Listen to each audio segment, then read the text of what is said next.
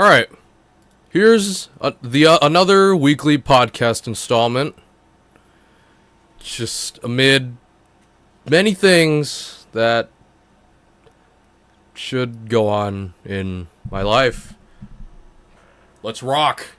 And we're live! Here we go. Boom! Pew! That's me. Let me pop out the chat. Right here. There we go. This is a cheat code. Alright.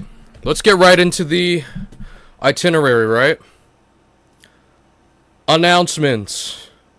My next project, Ex Machina, Volume 3, should come out within the next 2 weeks, at most. I thought it would come out tomorrow, but I don't know. I just need a little more discipline and motivation in finishing this thing, because I'm already looking 2 projects ahead at the project I'm really looking forward to writing, and I have a lot more ideas for that than whatever. Excuses. Next, no inquiries.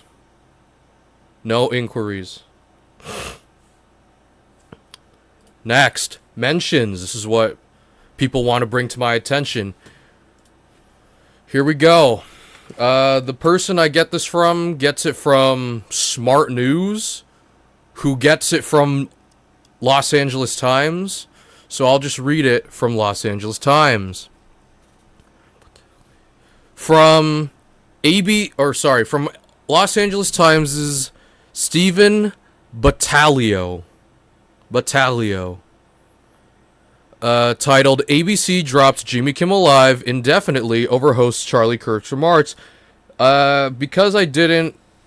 This was not as temporary of an article, because he's back. So, let's just read it. People send this to me, and I'll read it. Walt Disney company-owned broadcaster ABC said it is pulling Jimmy Kimmel Live indefinitely following sharp backlash over the host's remarks about slaying right-wing activist Charlie Kirk. The move comes after station owner Nexstar Media Group said it would yank the show from its ABC affiliate stations as a result of the comments. The Irving, Texas-based Nexstar announced Wednesday that Kimmel will be off its stations for the foreseeable future.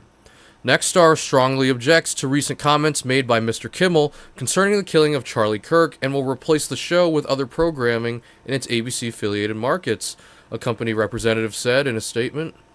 Kimmel said during a monologue on his Monday afternoon that Tyler Robinson, the Utah man accused in the shooting death of Kirk, might have been a pro-Trump Republican. He said MAGA supporters are desperately trying to characterize this kid who murdered Charlie Kirk as anything other than one of them and doing everything they can to score political points from it. Kimmel then mocked President Trump for talking about the construction of a new White House ballroom after being asked how he was reacting to the murder of his close ally. Law enforcement officials revealed Tuesday that Robinson had liberal political leanings and expressed disdain for Kirk in communications with his roommate. Mr. Kimmel's comments about the death of Mr. Kirk are offensive and insensitive at a critical time in our national political discourse, and we do not believe they reflect the spectrum of opinions, views, or values of the local communities in which we are located, said Andrew Alford, president of Nexstar's broadcasting division. Alford said, continuing to give Kimmel a broadcast platform is simply not in the public interest at this current time. Nexstar's decision comes just after Federal Communications Commission Chairman Brendan Carr blasted Kimmel and threatened to take action against ABC. Appearing on the podcast of right-wing commentator Benny Johnson, Carr said one form of punishment could be pulling the licenses of ABC affiliates, which likely got Nexstar attention. Nexstar needs FCC approval for its proposed merger station group Tegna. Nexstar has ABC affiliates in 32 markets across the U.S., including in New Orleans, New Haven, Nashville, and Salt Lake City. It's extremely rare for networks to drop a show in response to political pressure. Bill Maher's Politically Incorrect was canceled by ABC in 2002 after advertisers pulled out following a comment by the host about the September 11th hijackers, saying they were not cowardly. In 1970, CBS blacked out the image of activist Abby Hoffman when he appeared on the Merv Griffin show wearing a shirt made out of an American flag. But Trump and an FCC chairman who has shown a willingness to do his bidding have now seemingly intimidated the owners of broadcast TV stations in a way the nation has never seen. Paramount Global agreed to pay $16 million to settle Trump's legal salvo against CBS News over the editing of a 60 Minutes interview with his 2024 opponent, then Vice President Kamala Harris. Within the news organization, there was anger over what was widely seen as a capitulation to Trump in order to clear a path for Paramount's $8 billion merger with David Ellison's Skydance Media. The case was labeled as frivolous by First Amendment experts. Now the attacks have spread to late-night TV, where commentary on the Trump administration has become a source of tension. CBS this summer said the late-night show with Stephen Colbert would end in May, with sources citing financial losses. Colbert had days earlier blasted Paramount's settlement with Trump, calling it a bribe. Trump also extracted a $16 million settlement from ABC in a defamation lawsuit over George Stephanopoulos' inaccurate on-air statement that Trump had been found civilly liable for, let's say, SA-ing writer E. Jean Carroll in the 1990s. Trump and his Attorney General Pam Bondi have said they want to crack down on any celebratory remarks about Kirk's death or criticism of his views. Anna Gomez, the lone Democratic member of the FCC, criticized the administration's moves in a statement. An inexcusable act of political violence by one disturbed individual must never be exploited as justification for broader censorship or control, Gomez said. This administration is increasingly using the weight of government power to suppress lawful expression, not because it glorifies violence or breaks the law, but because it challenges those in power or reflects views they oppose. Okay, that's the Kimmel article. That's that. Next, in the itinerary, mentions are done. Next, because I just can't help myself, and I know it's his opinion, but I like to compare and contrast views throughout an industry I somewhat closely follow, the professional wrestling industry. We're going to look at Dave Meltzer's ratings from last Friday to yesterday. I'm really excited because last weekend, AEW and WWE, arguably two of the biggest professional wrestling promotions in the world, went head-to-head with each other on pay-per-view on Saturday.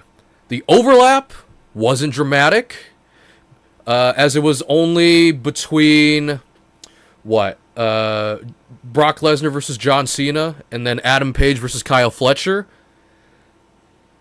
Lesnar-Cena started and ended within Page versus Fletcher. And that and probably the mixed tag match were arguably the biggest selling points of the pay-per-view. And, upon further consideration, the Women's World Championship match was pretty good. So, let's look at it and let's compare it with my ratings of the event. I'm really excited. Alright, let me just pull up what I thought.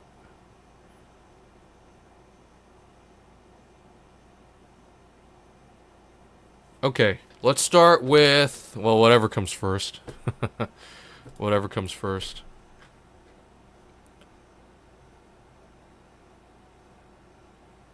Please work.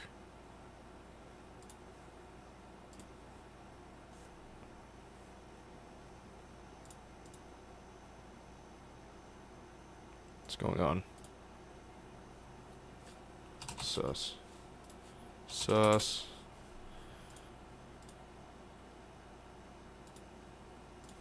Cage match is not working for some reason.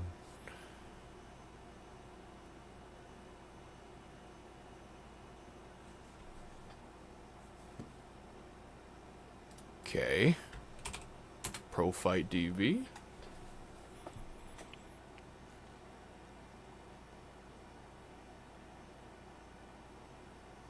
It's YouTube work.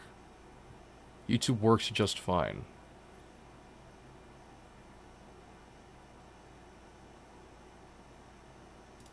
Okay. None of the wrestling sites are working. Is this targeted? Does PSN Profiles work? PSN Profile works just fine. Let's try one more time. Cage match. Okay. Match guide. Okay, here we go. Oh, hold on. I have... Alright, looks like we have one rating from CMLL. Cool. We have New Japan, a New Japan event. Nothing happened there. We have, this was Dynamite. This was Dynamite. Okay. Cool, I didn't watch any of these. We have Stardom. Also didn't watch any of those. Some Japanese promotions. Didn't watch any of those. Slightly more CMLL. More Japanese wrestling.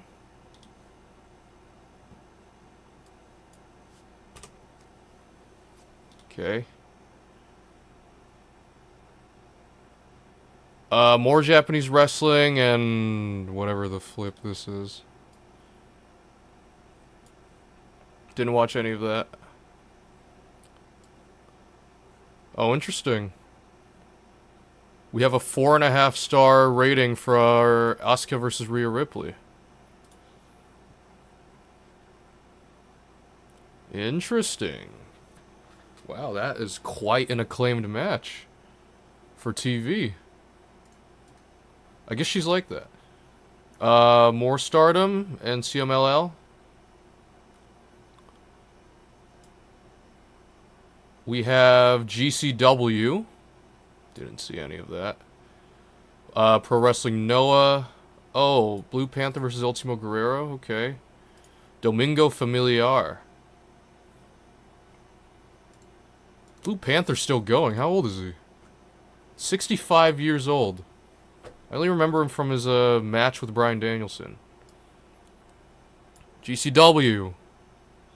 And then the deathmatch promotion. More Japanese promotions. More Japanese promotions. Alright, here we go. AEW All Out 0 Hour. I didn't watch this. I didn't watch the pre-show. Garcia versus Shibata. I didn't watch this. The street fight, supposedly. Tailgate Brawl. I didn't watch that. Okay. Adam Copeland and Christian Cage versus Cash Wheeler and Dark Dax Harwood. I liked this match. I did see the lukewarm rating on Cage Match, but I'm not gonna contest anybody's opinion because it's their opinion. I'm just curious why people thought, why the average rating is lukewarm. I gave this 4.5 stars. Yep. I like this match. This confuses me, but I mean, people are entitled to their opinion. 4.5 stars. Dave and I agree. Big Bill versus Eddie Kingston.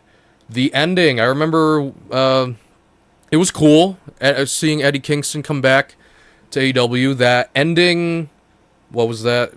The Hurricane didn't connect. I gave this one 2.5 stars. Looking back, it probably should have been lower. 1 3/4 stars. Okay. Mark Briscoe versus MJF, the tables and tacks match. Quite gruesome. Well, gruesome is a little extreme, but you know, they brought the stipulation into full force here. I gave this one 4 1/4 stars. 4 3/4 stars. Okay, very nice. Very good. We have The Demand versus the Hurt Syndicate. I didn't watch this. Okay.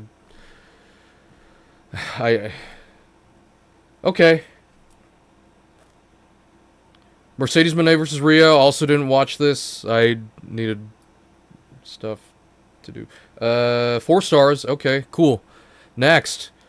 Okada versus Takeshita versus Dorada. Really like this one. There were a few slip-ups on Dorada's side. But cohesively, I mean, I liked it. It was a great match.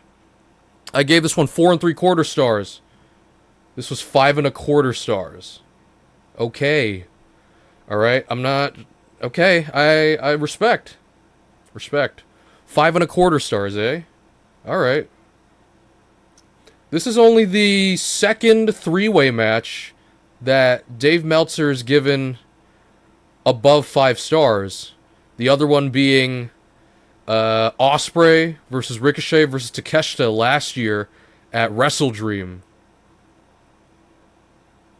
And Takeshita, yet again, pulls out another one. Great match. Darby Allin versus Jon Moxley. Brutal. And the post-match angle was crazy. I didn't think he'd actually set him on fire. I didn't see any protective stuff. Darby Allin versus Jon Moxley in coffin match for... Oh, wait, I should have said... Mercedes Moné versus Rio was for the AEW TBS Championship. Okada Takeshita Dorada was for the Unified Championship. And then Darby Allin versus Jon Moxley is just a coffin match. I gave this one 4.5 stars. 4.5 stars. Next, Jamie Hayter versus Chris Statlander versus Tekla versus Toni Storm. 4-way match for the AEW Women's World Championship. Surprise pin by Chris Statlander. Congratulations on winning your first AEW Women's title. Or World Championship. This was cool. I don't know what I'm trying to think of the WWE 2K archetypes. You got Striker, Technician, Powerhouse, and High Flyer. I think Jamie Hayter and Tekla are... I think Chris Statlander's the only powerhouse here, but maybe Toni Storm could be a powerhouse. This is okay. 3 3/4 stars? Yeah. Dave and I agree. We have the ladder match. We have the 4-way ladder match for the AEW World Tag Team Championship. This was Brodito versus the Don Callis family versus Jet Speed versus Young Bucks. I admit I did kind of phase in and out of this match. Because I think I was trying to I don't know. I should have watched this whole thing because it did... Every time I looked back, it was non-stop action. I gave this one 5 stars. Okay, 4 3/4 stars. I respect that. And finally... Oh, Brock Lesnar versus John Cena. Right. I'm just gonna look at... Yeah. Brock Lesnar versus John Cena. Squash match. 8 minutes long. A lot of people compare this to the SummerSlam 2014 bout. I didn't quite watch the SummerSlam 2014 bout, but they say there's more shock value there. I mean, I think there's still some shock here because it's John Cena's retirement tour. He only has 5 dates after this, right? And they're making him squash to Brock Lesnar. You know what? I guess if he's going to stay in the company longer, but I thought he was still embroiled in a lawsuit. I gave this one 1 1/4 stars. 2 stars. Okay, fair enough. Next. Adam Page versus Kyle Fletcher. Again, phased in and out because I wanted to watch Lesnar versus Cena, but that came and went within Adam Page versus Kyle Fletcher. But Adam Page versus Kyle Fletcher towards the end, fantastic action. There was some really nice moody lighting at the beginning of the match, too, that I wish they kept throughout the match. I gave this one 5 stars. Also, oh, okay, 2 5 1/4 star matches. Very nice. Congratulations. Alright, and now here comes WrestlePalooza. I didn't watch this one because I wanted to watch Adam Page versus Kyle Fletcher. What'd they give it? 3.25? Okay, cool. Io Sky versus Stephanie Vaquer. People like this. Watching it, I thought it was a pretty straightforward match. I gave this one 3.75 stars. 4.25 stars. Nice. Congratulations to Stephanie Vaquer for winning the Women's World Championship. AJ Lee and CM Punk versus Becky Lynch and Seth Rollins. Mixed tag match. Some people said this went on too long. I think there was some good action between everybody in this match and a great return to form for AJ. I gave this one 4 stars. 3.5? Okay, sure. And finally, Cody Rhodes versus Drew McIntyre in a singles match for the undisputed WWE Championship. Just another title offense, but it was cool. 4 stars. 3.75 stars. Okay. Everything after that.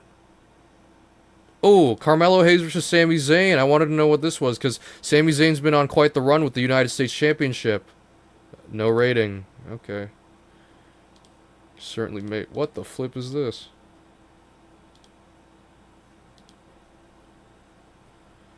Was this a pay-per-view?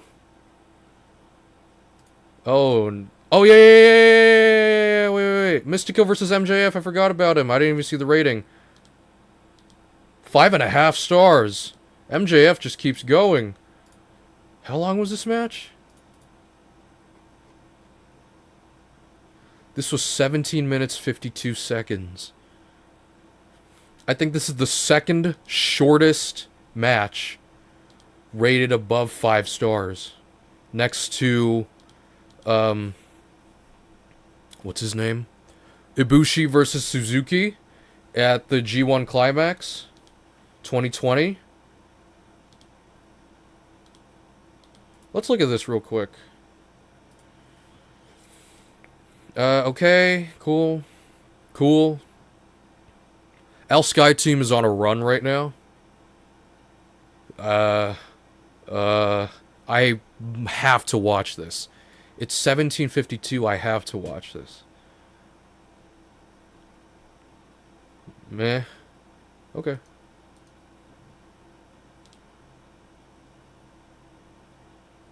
MJF did back-to-back classics that weekend. Congrats. Congratulations to MJF. And that's all the ratings I want to see. Yeah, Mark Briscoe versus MJF. And then, oh my gosh. This weekend was showered in stars. Did I miss anything?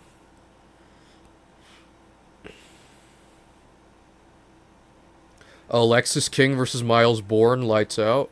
Okay, sure. Yeah, this weekend was showered in stars. Oh man, I want to watch that match now.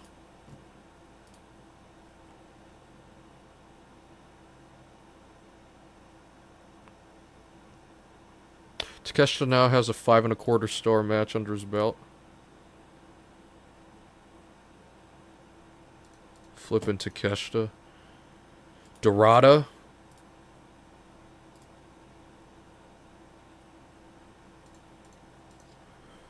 And Adam Page versus Kyle Fletcher. Fantastic match. For what it was worth.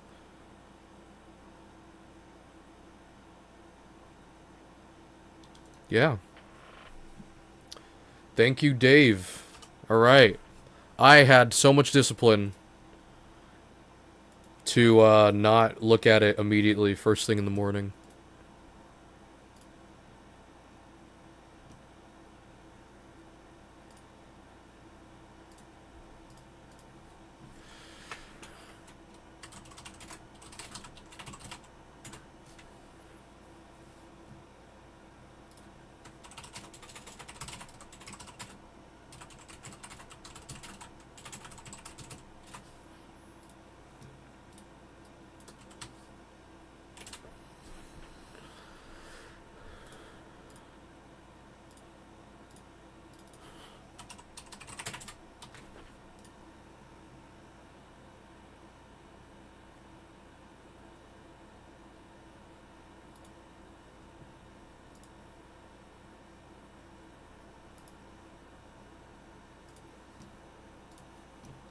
Okay, I'm only 25 minutes in. This is gonna be a short stream. Game Informer from today, or sorry, what? Last Friday to uh today, basically. I'm just gonna read synopses of all the games I've listed. We're gonna start with Dying Light the Beast. These are just recent games that caught my attention. Dying Light the Beast. Let me just skim it real quick. Uh.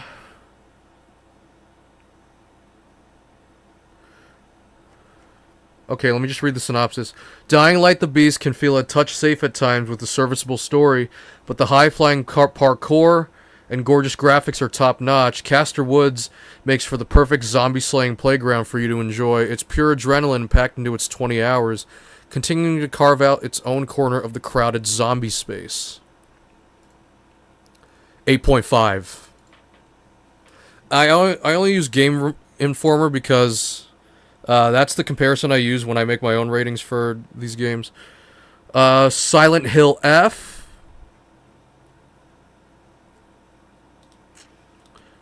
Silent Hill F. That came out yesterday. Saw my buddy When Stars Combined play it. Silent Hill F is a curious beast. Despite my misgivings, that's Marcus Stewart. It's a good Silent Hill game and an enjoyable survival horror adventure in general. The game nails its oppressive and creepy atmosphere, and it boasts a killer presentation from visuals to audio.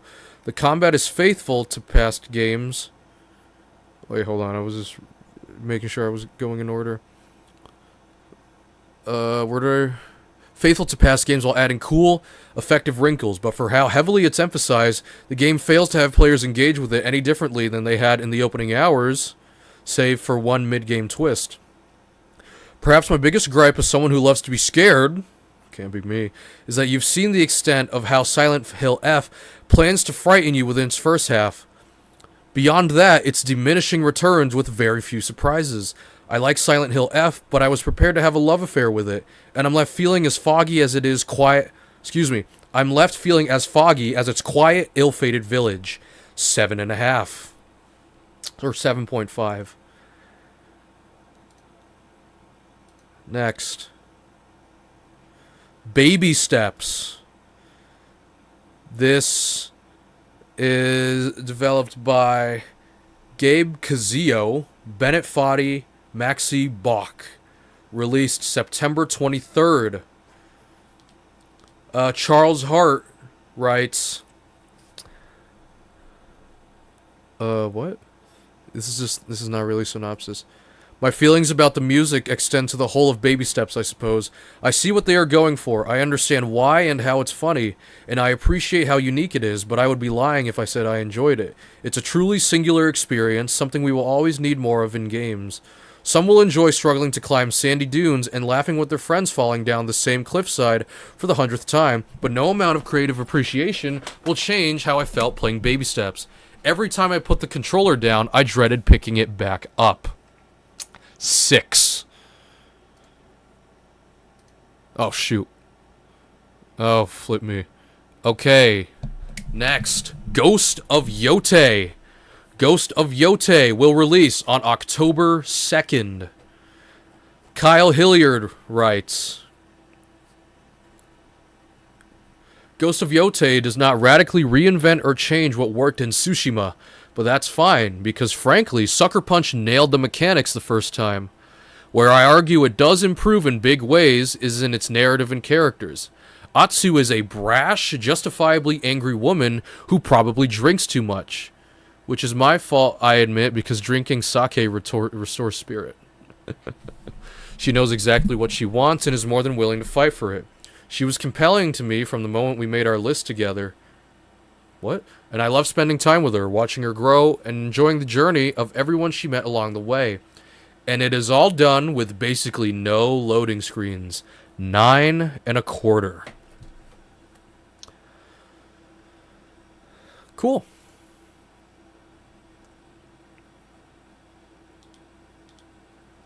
Hades 2 released yesterday. Charles Hart writes, 16 months of early access have sculpted Hades 2 into a truly unforgettable experience. After roughly 50 hours and 53 runs between its first iteration and final release, I'm somehow still itching to go back for more.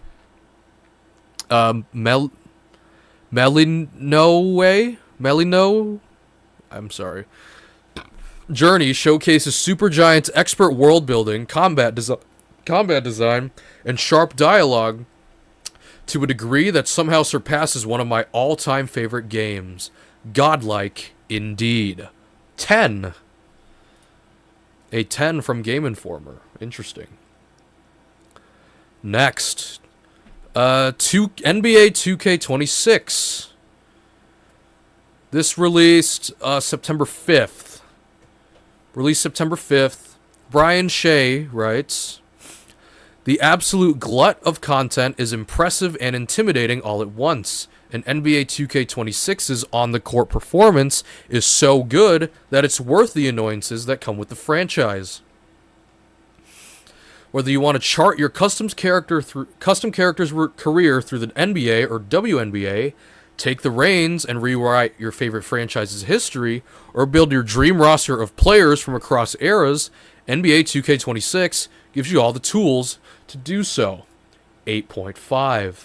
Or maybe I say I convert all of them to the star rating standards. This is a 4.5 star game. Dying Light the Beast is a 4.5 star game. Silent Hill F 3.5 stars. Baby Steps 2 stars. Ghost of Yote 5.25 stars. Hades 2 6 stars. NBA 2K26 4.5 stars. Final Fantasy Tactics, the Ivalice, English. Final Fantasy Tactics, the Ivalice Chronicles. Eric Van Allen writes, there are so many games coming out every year, and no real ruling body for determining a gaming canon of any sort. So in lieu of that, I'll just say Final Fantasy Tactics was and remains an essential work. It's the type of game that, played with fresh eyes nowadays, would surprise newcomers with how engrossing its job system is, how expressive character sprites and music are, how gorgeous the dioramic battle maps can be, and just how moving its story can be. Time has passed, but Tactics never got old. 9.25, which is a 5.25 star game. Thank you very much, Game Informer. All right, I forgot to include the backup articles I would read. We're not going to do that yet. We're just going to read Pew Research Center. Pew Research Center. What could I get from the Pew Research Center?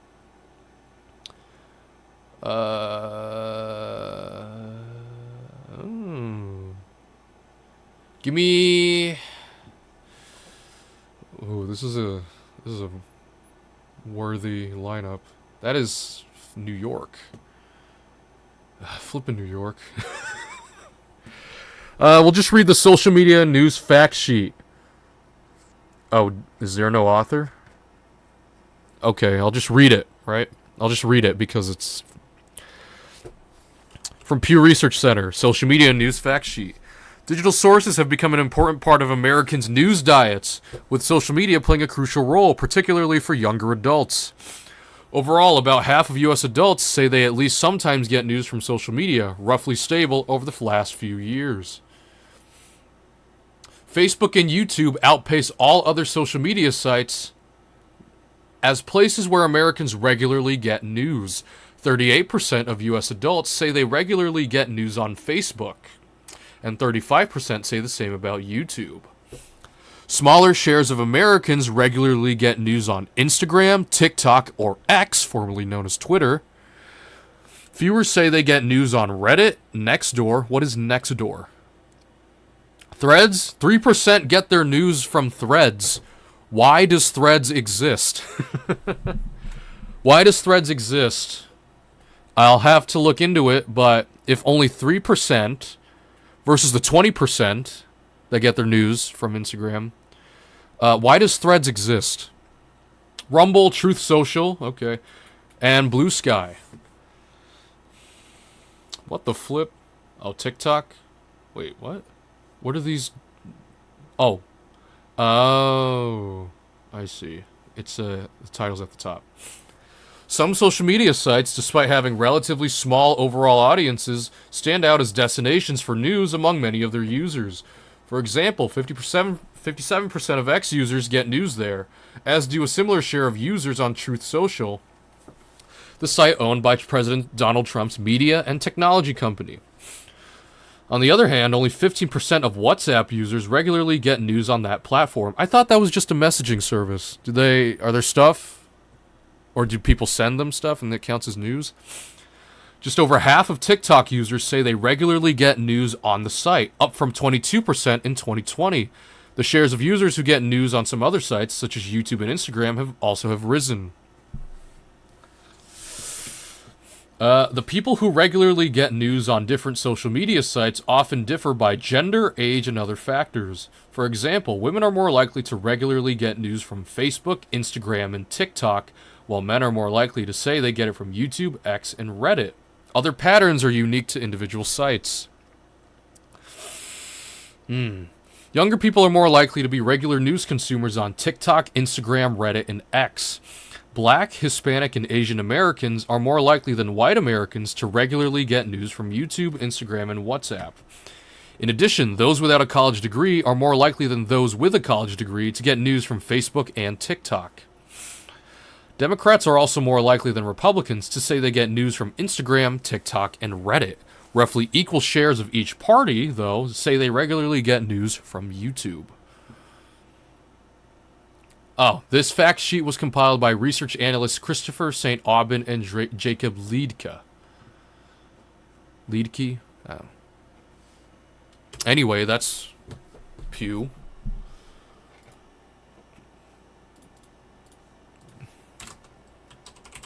That's Pew Research Center. Let's do NPR. What does NPR have for me?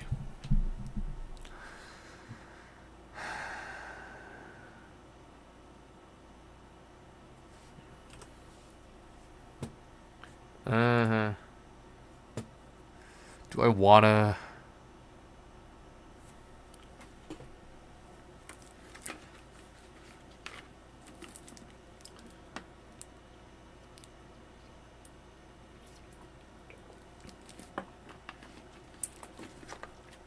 Okay, whatever. Let's read about Hollywood, yeah? It's on the front page, you know. From NPR's Chloe Veltman and Mandali Del Barco.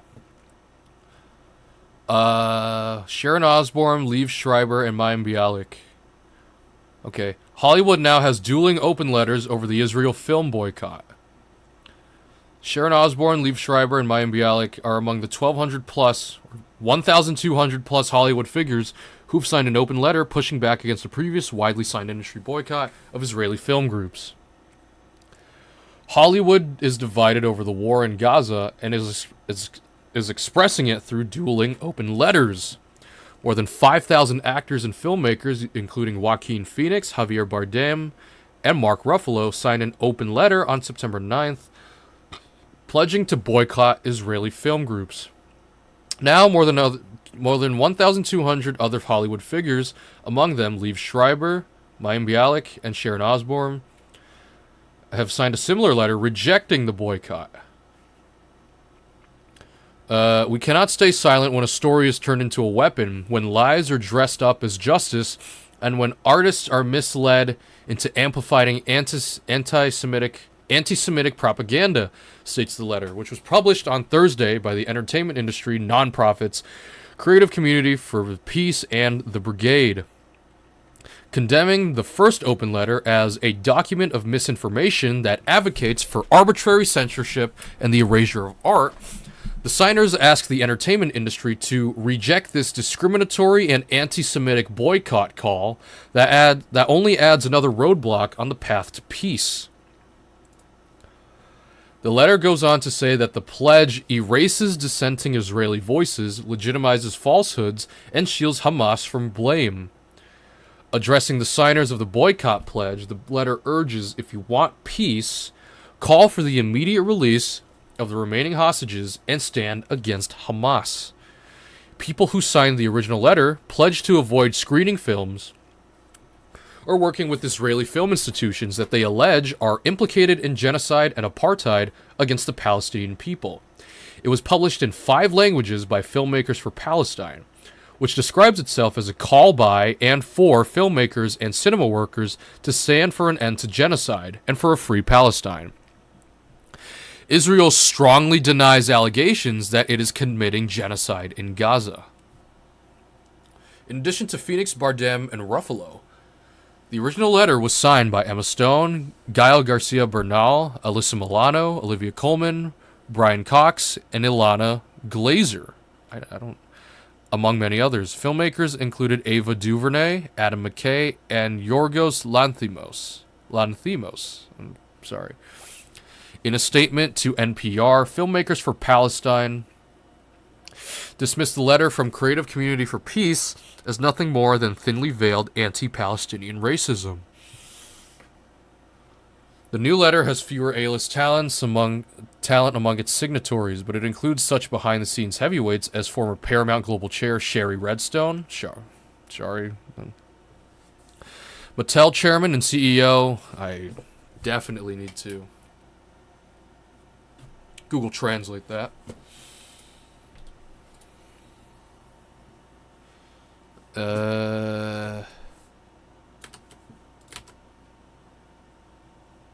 Yinan Cries. Yinan Cries. Will and Grace creator David Cohen. David Cohen. Why did it detect it as indie? David Cohen. David Cohen and Fernando Chef. Fernando Shu. Or Chev. CEO of Fox Entertainment Global. The letter follows a response to the boycott by Paramount Studios, the only major studio to speak out on the call for a boycott. Silencing individual creative artists based on their nationality does not promote better understanding or advance the cause of peace.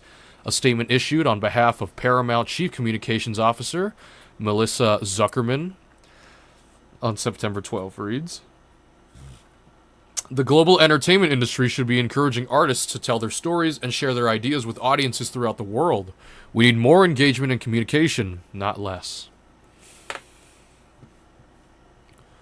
An earlier version of the story said incorrectly that Selena Gomez and Pedro Pascal signed an open letter pledging not to work with the Israeli film industry. Okay, cool. That's done. What do we have now? We have the BBC article. How long have I been streaming? 43 minutes? Okay. If I have to pull out the incognito tab, so be it. Oh, man. I don't... Rats. James Comey. What makes Canada so good? Okay, sure. From if you lock me, I'm going to an incognito tab. From BBC's Tom Bennett. Titled, Netanyahu attacks Palestinian recognition as dozens walk out of UN speech. Israeli Prime Minister Benjamin Netanyahu has attacked the recognition of a Palestinian state by multiple Western countries during a combative speech at the UN General Assembly. Netanyahu labeled the recognition moves a mark of shame that sent the message murdering Jews pays off. Dozens of officials and diplomats staged a walkout as he took to the podium, leaving large parts of the conference hall empty. Outside, protesters against Israel's war in Gaza gathered in Times Square. Israel has come under huge international pressure over its military action in Gaza, culminating in the UK, France, Canada, Australia, and other countries recognizing the state of Palestine this week. In his opening remarks, Netanyahu displayed a map labeled "The Curse." What?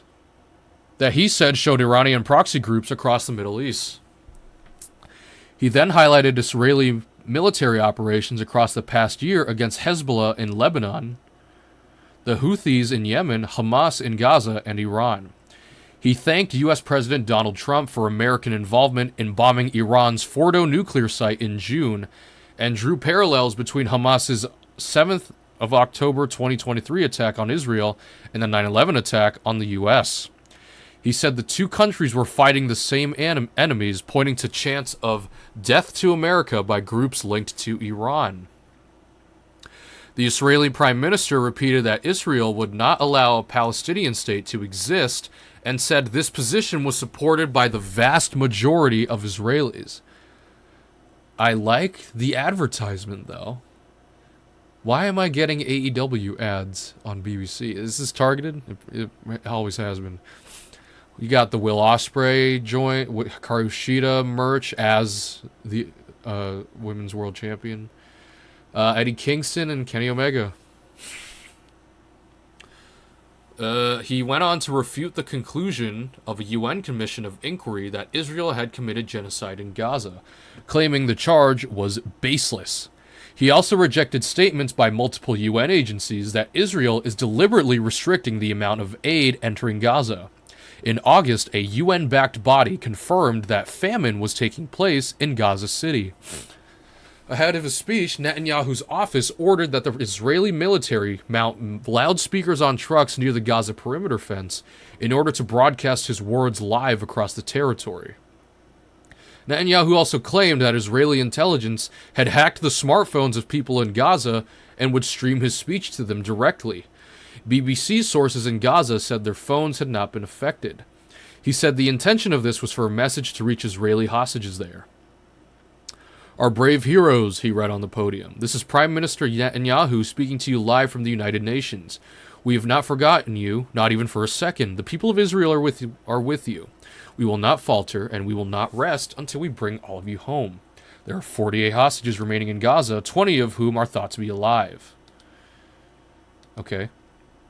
Gaza resident Fadi told the BBC World Service's OS program, "What does he gain by broadcasting his speech forcibly to the besieged civilians inside the tents, except to further humiliate them?" Netanyahu devoted the latter section of his address to Israel's regional neighbors, saying it was close to a de-escalation agreement with Syria and calling on the Lebanese government to step up its efforts to disarm Hezbollah. He immediately came under fire within Israel. I need a... Yair Lapid? Yair Lapid. Yair Lapid. How about in Hebrew? Yair Lapid. Yair Lapid. Okay. Yair Rodriguez.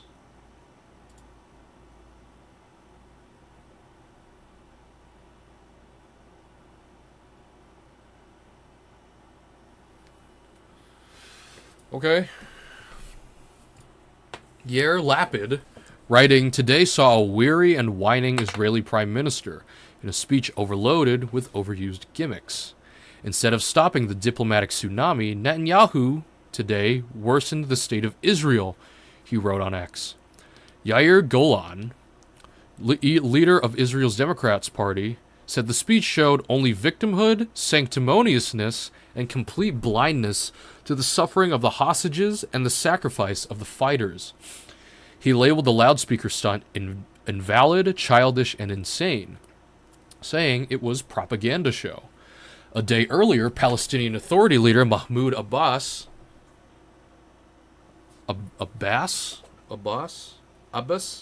Mahmoud Abbas. I'm assuming here, but I will confirm with Google Translate. Mahmoud Abbas. Mahmoud Abbas. Mahmoud Abbas said in his speech to the General Assembly that he is ready to work with world leaders to implement a peace plan for Israel and the Palestinians. Shortly after Netanyahu finished speaking, Donald Trump separately told journalists, "I think we have a deal on Gaza." He did not provide further details, though speculation has been mounting that a ceasefire deal could be close. International journalists have been banned by Israel from entering the Gaza Strip independently since the start of the war nearly 2 years ago, making verifying claims from both sides difficult. Some journalists have been taken into Gaza by the IDF under controlled access. The Israeli military launched a campaign in Gaza in response to the Hamas-led attack on southern Israel on the 7th of October 2023, in which about 1,200 people were killed and 251 others were taken hostage. At least 65,549 people have been killed in Israeli attacks in Gaza since then, according to the territory's Hamas-run health ministry.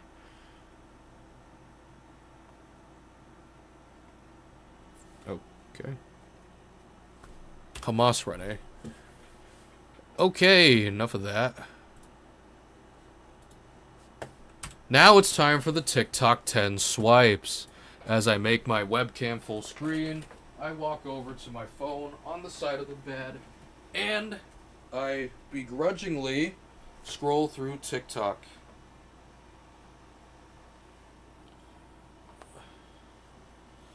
I think I amount to less than an hour a week on this app.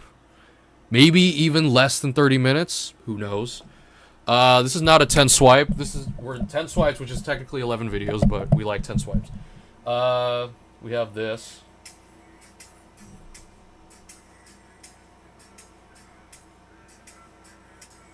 What is this? I am ugly, be honest. 1.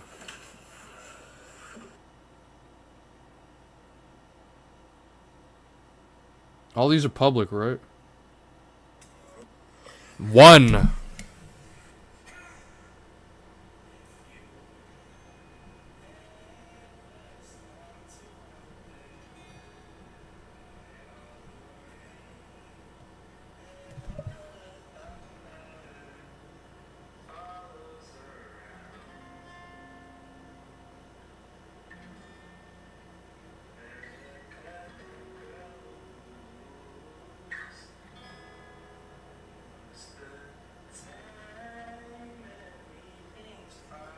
One.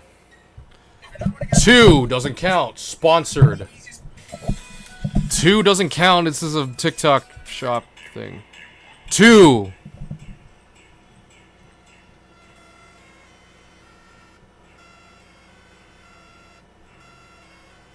I'll take the MA. Well, I don't know these people. Well, here's the thing. You know exactly what the car will give you when you go online. Hey, Marquise. I'm just busy looking at what the algorithm wants to show me. It says car or girl. Hold on. M8, right? This TikTok says car or girl, and I'm saying at least with a car, you know exactly what it will give you based on objective specs. Nah. Number 3. Doesn't count. This is a flippin' dating app sponsor. Number 3. New England College Athletics. You finally 5-starred in mission. The requirements for that mission make sense. Because you kept trying. Because you kept trying. You learned from every loss. And that eventually amounted to a success. Marquise, have you ever broken a controller? Number 4 doesn't count. This is a live. Number 5. Or number 4, I think. Number 5 doesn't count. Ad. Number 5.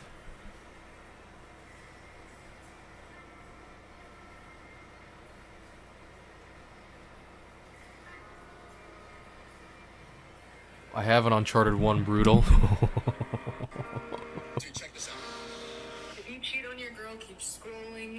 Number 6. If not, though, imagine this. You get your girl some bees with a little card that says, I will love you until the last lily of the valley dies. If your girl says she doesn't like flowers... Is this an ad? I don't know. Number 6. Hello, Michelle! Number 7 doesn't count. This is a live Fortnite. Number 7 again with the flippin' main dude.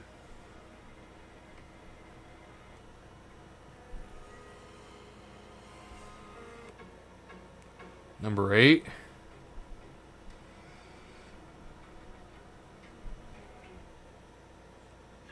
Number 9. Is this just an edit?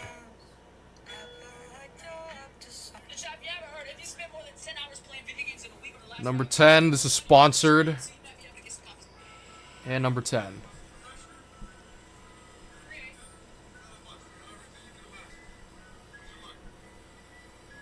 SpongeBob. I have to come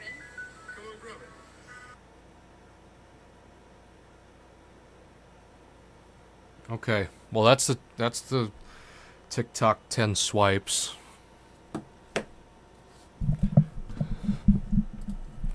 Next, freestyle. What did we review today? What did we do? Kim off air. Any comments about MAGA?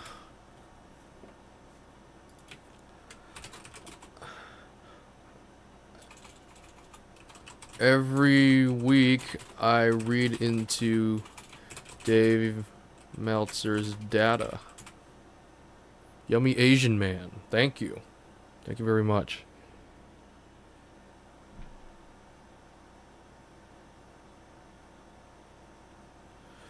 Every week I read into Dave Meltzer's data.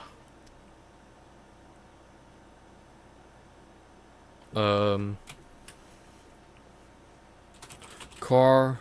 Wait. What did I read about? The Pew article was about you love Asian culture.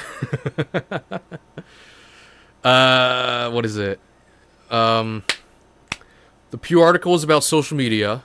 The NPR article was about an Israeli boycott from the movie industry. And the BBC article was about the Netanyahu speech at the UN Assembly.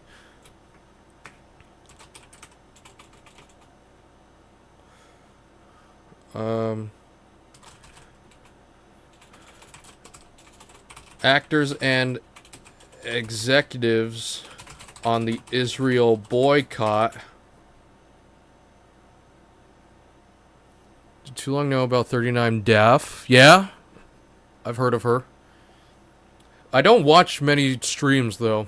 I'm not an active stream watcher. But I know who she is. She was part of the Twitch culture.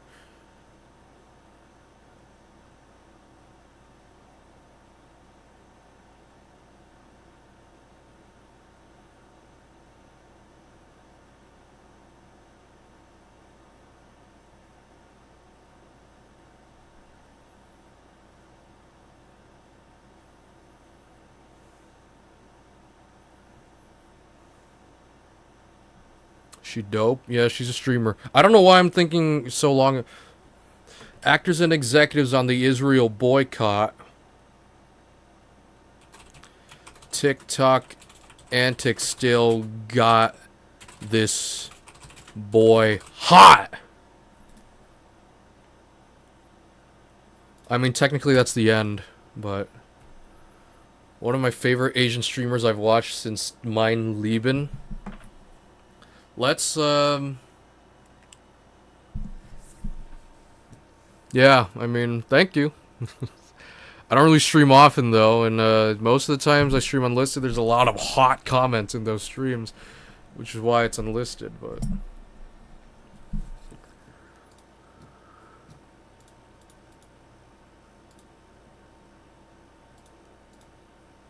Nice calling, Ray. I don't really know what else to talk about. I went through my project any potential inquiries, news people send me. I went through all the Dave Meltzer ratings. What is this? This is a podcast, a math lover. We'll just throw up Jimmy Kimmel, because why not? How many tries did Mein Leben take you? This is now officially turned into a Q&A. I don't know. I don't know how many tries it took for me to do Mein Leben. It was just... I tried to keep repeating Mein Leben, and then I realized, okay, this isn't really working, so I alternated Death and Card and Mein Leben. I want to say at least... maybe 10? How long has the stream been going? This has now been live for 61 minutes. 61 minutes. If you rewind, I know you're the pro wrestling guy. I looked at Dave Meltzer's stuff for the first time. XCOM 2? How many tries did it take for me to do XCOM 2? I mean, it was one continuous playthrough with technically... I don't know. I don't know how many tries it took me to do XCOM 2 because I used the save scum thing and it was just super easy. It went from maybe a 9 or a 10 to a 4, maybe. But that was 3 years ago, 3.25 years ago, about. Uncle Dave. What other pro wrestling news do I want to talk about, though? Pro wrestling news. Figure 4 online. What, Oh, okay.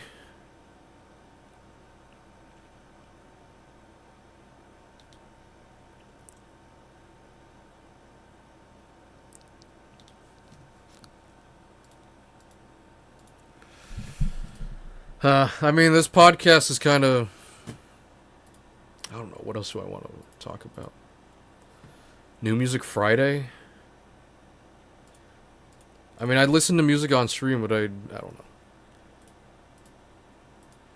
Anyways, I'm probably going to stream Persona 5 Royale later.